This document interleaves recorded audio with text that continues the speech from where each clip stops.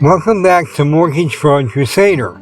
I'm on part 2 of the Lehman Brothers fiasco and how my ex took advantage of that opportunity. So let me start. For most of banking history, no banker in their right mind would have loaned a dime to someone like my ex-wife and her family. Back then, the banks were fiercely protective of their vaults, and they just didn't hand out money to anyone with a smile and a shaky signature. People with unstable income, a trail of unpaid credit card bills, and a history of dodging financial responsibilities, they were not even allowed near the vault doors. My ex-wife wouldn't have made it past the front desk because bankers used to guard their money like it was gold. And to them, people like my ex-wife were walking red flags. In the early 2000s, which is when this happened in 2002, everything changed. It was like the banking world flipped upside down overnight. Suddenly lenders weren't guarding their money, they were practically begging people to take it, and banks went from scrutinizing every borrower to chasing down anyone with a pulse and a pen. And they rolled the red carpet for folks like my ex-wife. No steady income, no problem. Credit history full of potholes, who cares? She walked away with a $300,000 loan, and nobody even bothered to ask if she had a job. The system that once demanded proof and responsibility had turned into a reckless free-for-all, and my ex-wife was more than happy to play along. What the whole thing is that people got greedy, individual mortgages, too messy, too human. The global pool of money, those massive investment funds, pension giants, and overseas billionaires had no interest in dealing with the chaos of real people. They didn't want to get tangled up in someone else's unexpected cancer diagnosis, ugly divorce, or job loss. That kind of predictability was bad for business. So Wall Street got clever.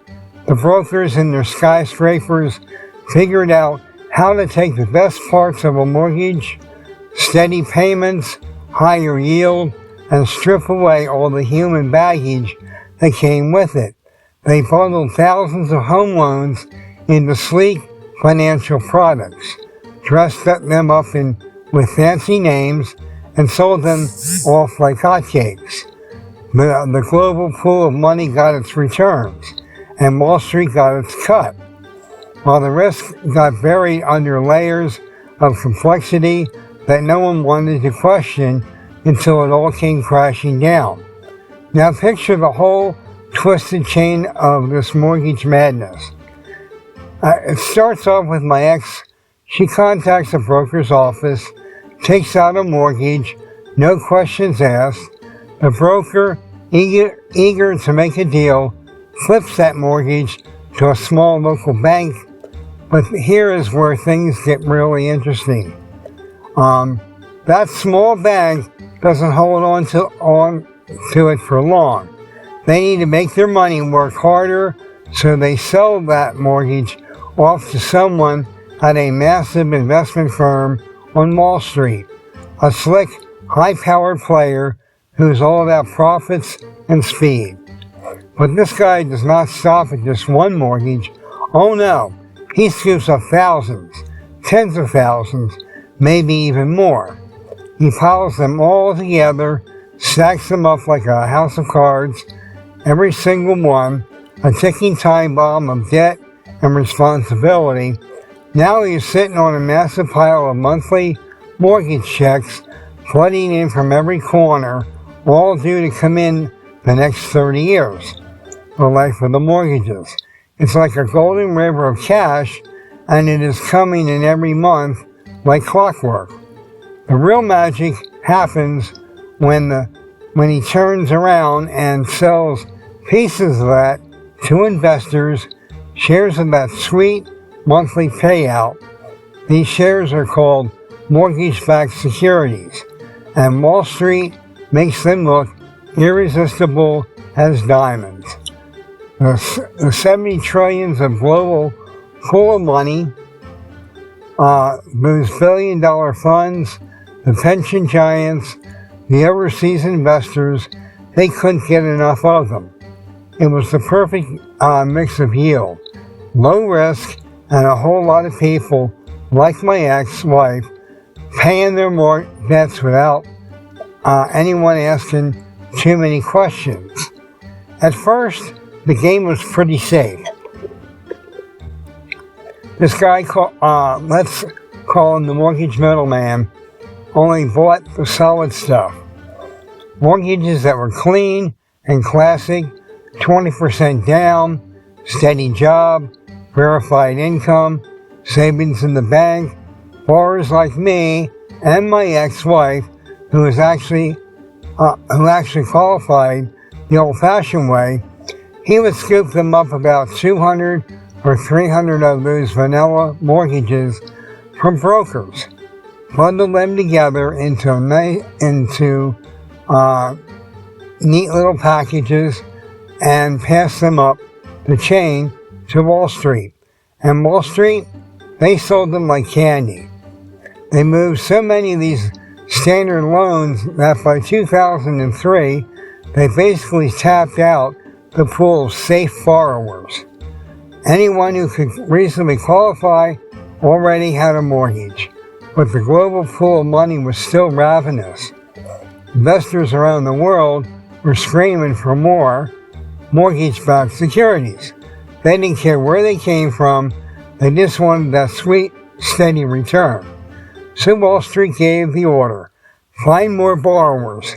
That meant dipping into riskier and riskier territory. People would never have stood a chance just a few years ago, like my ex-wife.